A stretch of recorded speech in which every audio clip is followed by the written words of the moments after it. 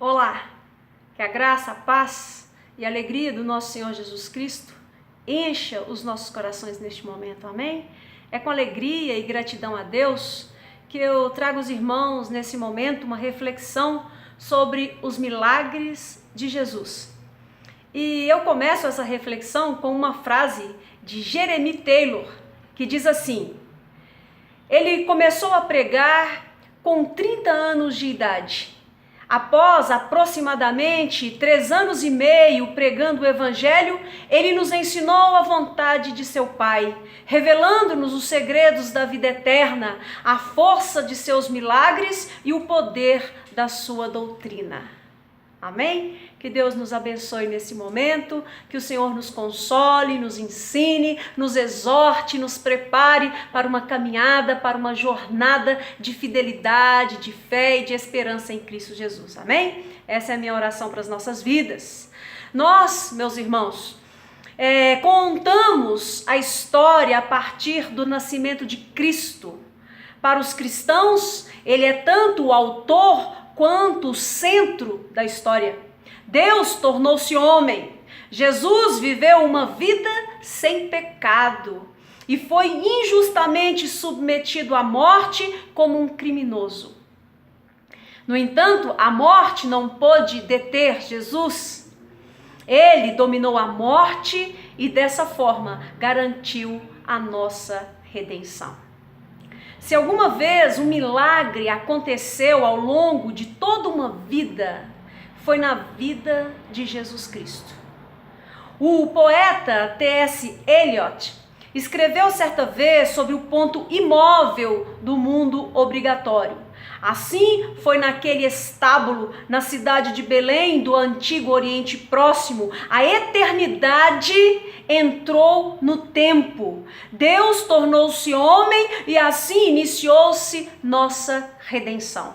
A fonte de todos os milagres era ela mesma um milagre. Por causa de quem era, Cristo não podia deixar de fazer milagres. Isso foi declarado por Herbert Locker em seu clássico texto Todos os Milagres da Bíblia.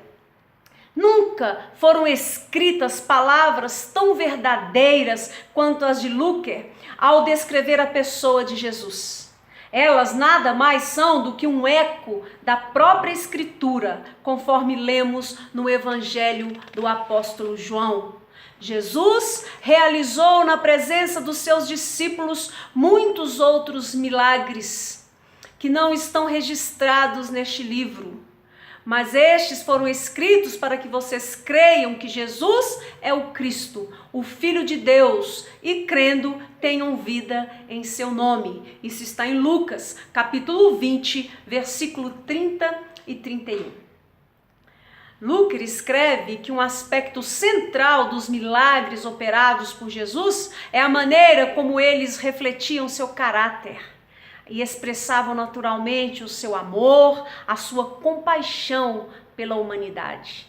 Este pensamento evoca a bela passagem do livro de Isaías no Antigo Testamento, o mesmo texto que o Senhor leu na sinagoga em Nazaré no dia em que iniciou seu ministério público. Nós ali lemos assim: o Espírito do Soberano, o Senhor, está sobre mim, porque o Senhor ungiu-me para levar boas notícias aos pobres, enviou-me para cuidar dos que estão com o coração quebrantado, anunciar liberdade aos cativos e libertação das trevas aos prisioneiros, para proclamar o ano da bondade do Senhor e o dia da vingança do nosso Deus, para consolar todos os que andam tristes e dar a todos os que choram em Sião uma bela coroa em vez de cinzas, o óleo da alegria em vez de pranto e um manto de louvor em vez de espírito deprimido. Eles serão chamados carvalhos de justiça,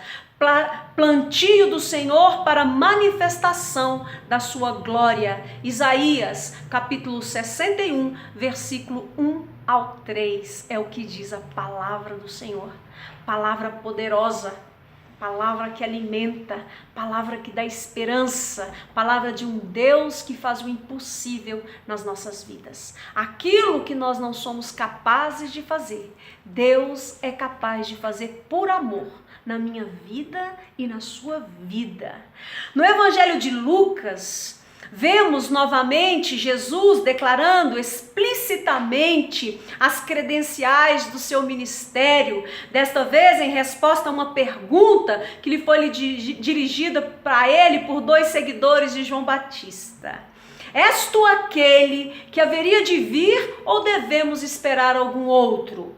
Lucas, capítulo 7, versículo 20. A isso, Jesus deu uma resposta que representa a comovente contraparte da profecia feita a seu respeito em Isaías muitos séculos antes.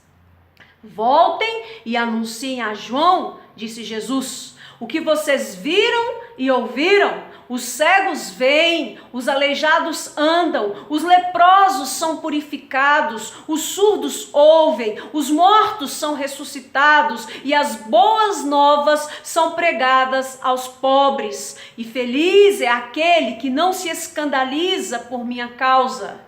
Jesus diz isso em Lucas, capítulo 7, versículo 22 e 23. Outras passagens do Antigo Testamento apontam para a natureza ministerial de Jesus e para os milagres do seu ministério. O profeta Isaías, mencionado acima, falou em outro lugar sobre como seria o ministério de Cristo. Rios de água viva fluíram dele. Uma das melhores metáforas da Escritura. Aqueles que depositassem sua fé nele encontrariam uma terra verdejante, a verdadeira terra prometida. Então, os olhos dos cegos se abrirão e os ouvidos dos surdos se despertarão. Então os coxos saltarão como o cervo e a língua do mundo cantará de alegria. Águas irromperão no ermo e riachos no deserto. A areia abrasadora se tornará um lago. A terra seca, fontes borbulhantes. Isaías, capítulo 35, versículo 5 ao versículo 7. Aqui o pastor John Stott introduziu uma distinção muito importante na maneira como devemos enxergar os milagres de Jesus Cristo. O valor deles, escreveu John Stott, não é tanto pelo aspecto sobrenatural, mas pela importância espiritual. Os milagres de Cristo são tanto sinais quanto maravilhas. Que tipo de sinais eram eles? Certamente nunca foram realizados com egoísmo ou insensatez. Nem foram ocorrências de orgulho ou ações destinadas a forçar pessoas a serem submissas. Acima de tudo, os milagres de Cristo não eram tanto demonstrações de poderes especiais, mas sim ilustrações de autoridade moral. Eles eram, na verdade, representações das parábolas de Jesus. Eles demonstravam suas declarações visivelmente, aquilo que ele fazia dramatizava o que ele dizia. Tudo isso é claramente enfatizado no Evangelho do Apóstolo João. Esse livro da Bíblia foi estruturado de forma a destacar alguns sinais associados às grandes declarações ou ao estilo eu sou, feitas por Jesus no decorrer do seu ministério. O primeiro desses sinais deu origem a uma expressão como mudar da água para o vinho, que todos nós conhecemos, e ocorreu durante um casamento em Caná da Galileia. Por que Jesus fez isso? Nós devemos nos perguntar o porquê que Jesus fez tudo isso. Simplesmente para garantir que os convidados dessa ocasião especial estivessem bem servidos de vinho? Não. Seu verdadeiro objetivo era muito mais importante. E João, o apóstolo João, nos diz qual era o verdadeiro objetivo de Jesus ao transformar a água em vinho no casamento em Caná da Galileia. A água que Cristo transformou em vinho estava guardada em jarros de pedra.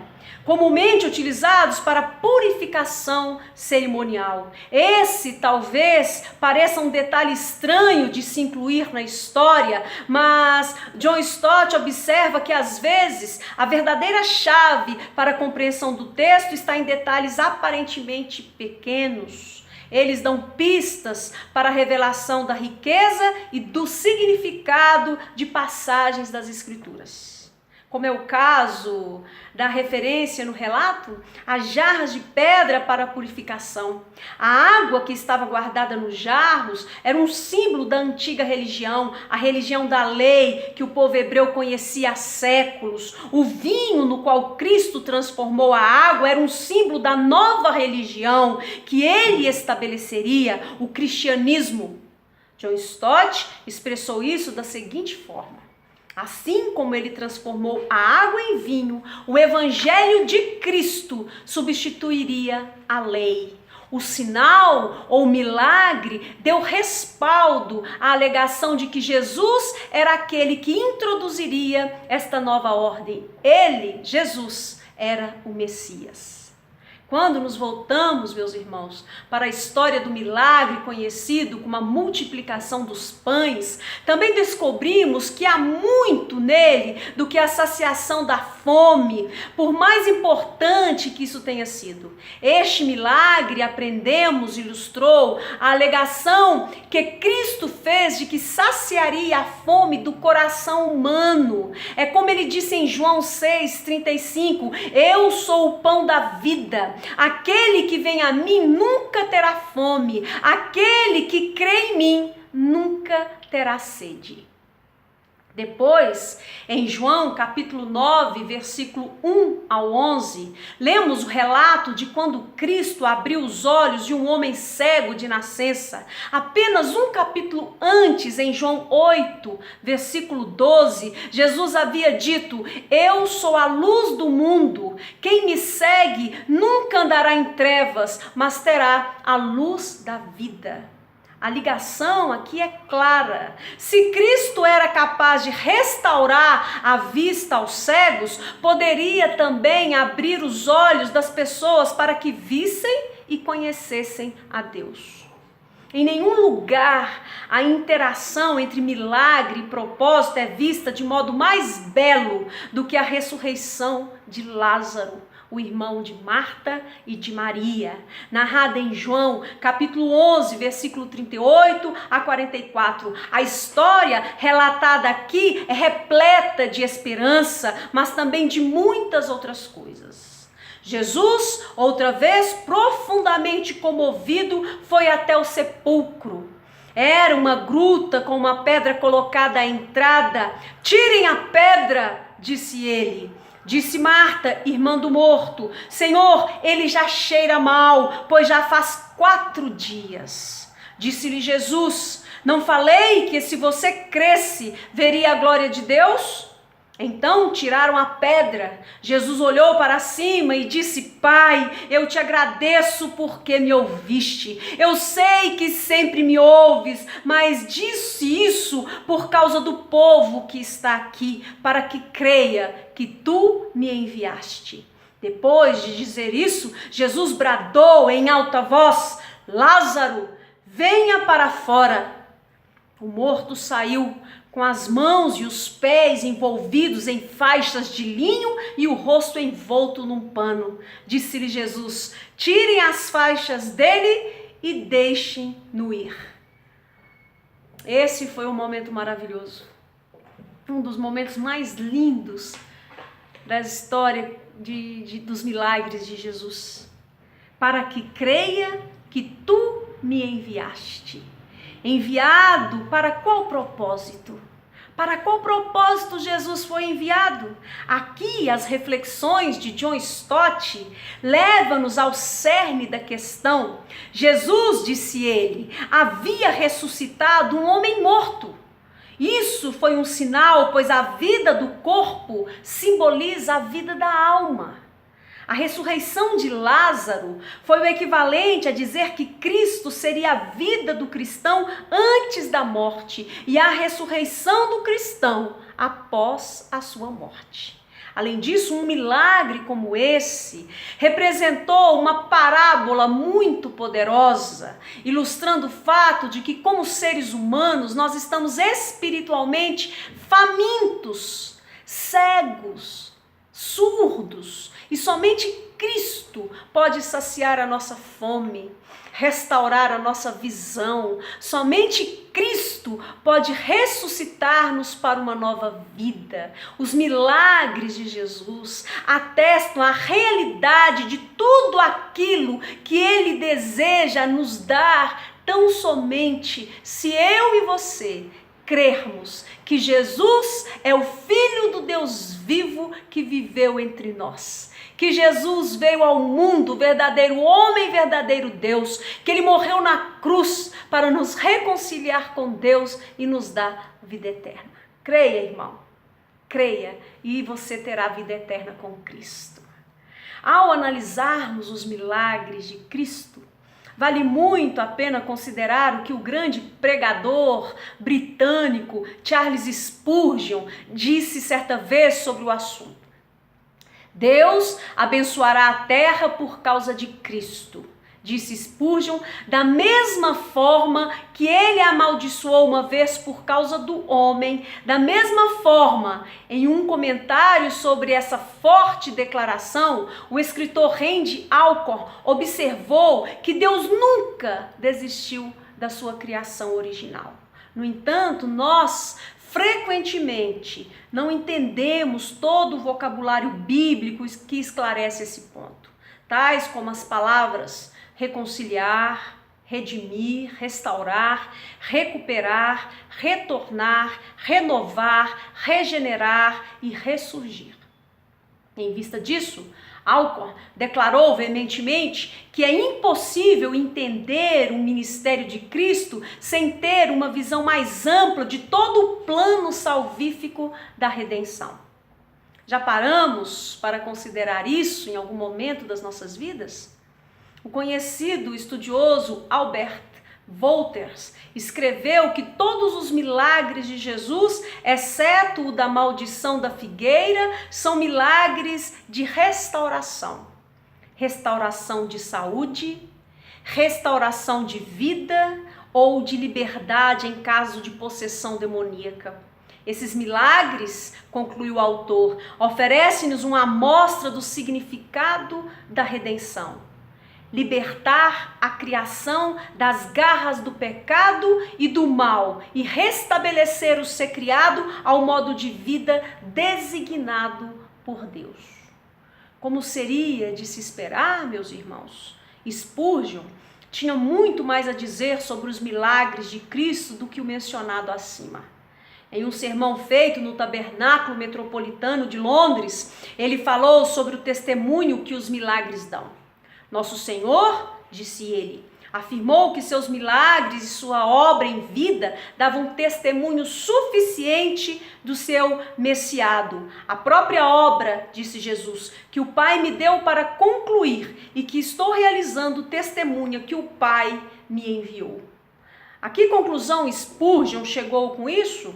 Para ele, as palavras de Cristo eram muito claras. Ele observou, talvez não haja melhor evidência da verdade acerca da missão de nosso Salvador do que seu caráter, sua vida e seus milagres. As verdades que velou, as perfeições que demonstrou, as maravilhas que realizou, tudo foi para mostrar que ele era de fato o ungido de Deus e o enviado para ser o Salvador de todos os homens. Além da discussão precedente sobre os milagres de Cristo, também é importante considerar as palavras empregadas no Novo Testamento em referência a eles, o que cada uma delas tem e pode nos ensinar. Aprendemos com Herbert Luecker, 3 palavras gregas utilizadas no Novo Testamento para denotar milagres.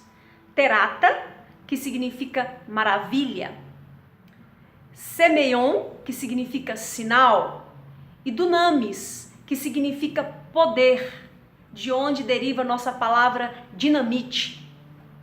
Por que gastar tempo, com um breve estudo de palavras? Não se trata de um exercício acadêmico, enigmático? Longe disso. O autor escreve que nenhum termo pode esgotar todos os significados de um milagre. É por isso que diversos termos são empregados para definir milagres. Somente todos eles juntos proporcionam um conceito adequado daquilo que desejamos entender. Então, vamos à primeira de nossas 3 palavras, terata, ou maravilha. Essa palavra, escreve Luker, indica o estado mental ocasionado nas testemunhas oculares de atos milagrosos. Espanto é gerado nelas. O caráter extraordinário do milagre é observado e guardado na memória. Mais do que isso, terata é a palavra mais empregada em referência a milagres. Neste ponto, Luker dá uma palavra de alerta. Nas situações em que a palavra terata é utilizada, devemos considerar algumas questões. Primeiro, é bem verdade, escreve ele, que tal demonstração de poder é contrária à expectativa anterior, oposta a qualquer lei conhecida pelas testemunhas oculares de Jesus. Em segundo lugar, estes milagres, entretanto, nunca devem ser considerados meramente maravilhas, que produzem um deslumbrante momentâneo. Seus propósitos devem receber atenção. Aqui um trecho maravilhoso dos escritos do teólogo Frédéric Godet capta exatamente o que Luker tentou explicar.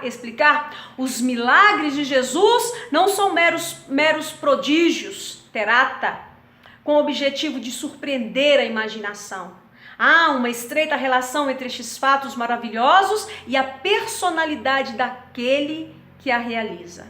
Eles são símbolos visíveis do que ele é e do que veio fazer.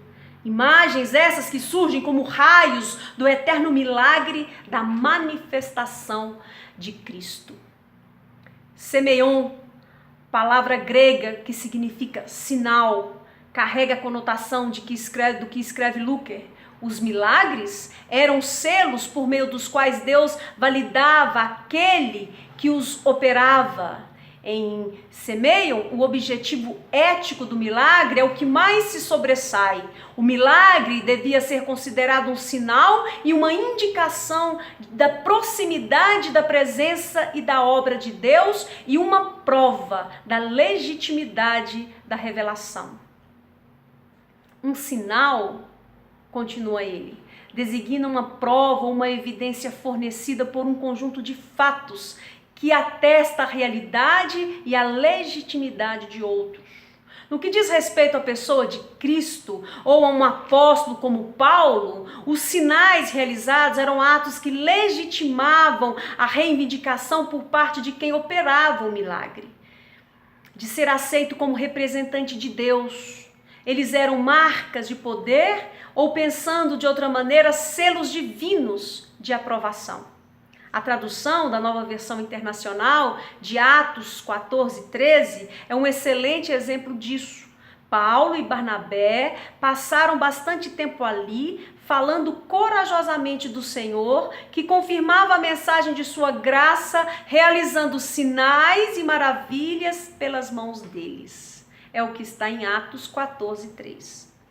Dunamis, palavra grega que significa poder, tem um contexto fascinante de significado.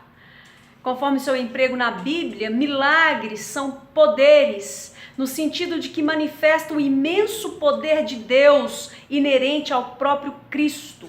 O plural de dunamis, poderes, é a mesma palavra que foi traduzida na versão King James da Bíblia como obras maravilhosas.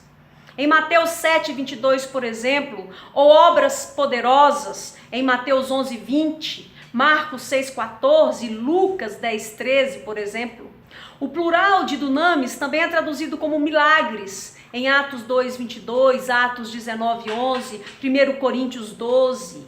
Um versículo da Escritura, Atos 2:22, é uma passagem que todas as 3 palavras gregas analisadas são empregadas juntas. Está escrito assim: Jesus de Nazaré foi aprovado por Deus diante de vocês por meio de milagres, dunameseim, maravilhas, terazim, e sinais, semeios que Deus fez entre vocês por intermédio dele. Uma passagem como essa carrega a riqueza daquilo que devemos saber e ter em mente no que diz respeito a milagres. Eles são operados por um Deus todo-poderoso. Eles têm o objetivo de estimular um senso de admiração e de adoração em nós, uma vez que louvamos aquele que é a origem de tais bênçãos. Por fim, eles são sinais, símbolos ou insígnias dados em confirmação da mensagem da graça de Deus, quando ele capacita seus servos, tais como Paulo e Barnabé, a operar sinais maravilhosos, milagrosos, como está lá em Atos 14:3. Quanto ao próprio Jesus, identificamos 4 tipos de milagres. Primeiro, milagres de natureza. Segundo, milagres de cura. Terceiro, ressurreição de mortos. E quarto, um milagre pós-ressurreição. Conforme identificamos, milagres de natureza referem-se àquele que demonstraram o poder de Cristo sobre a natureza. Foram 8 ao todo.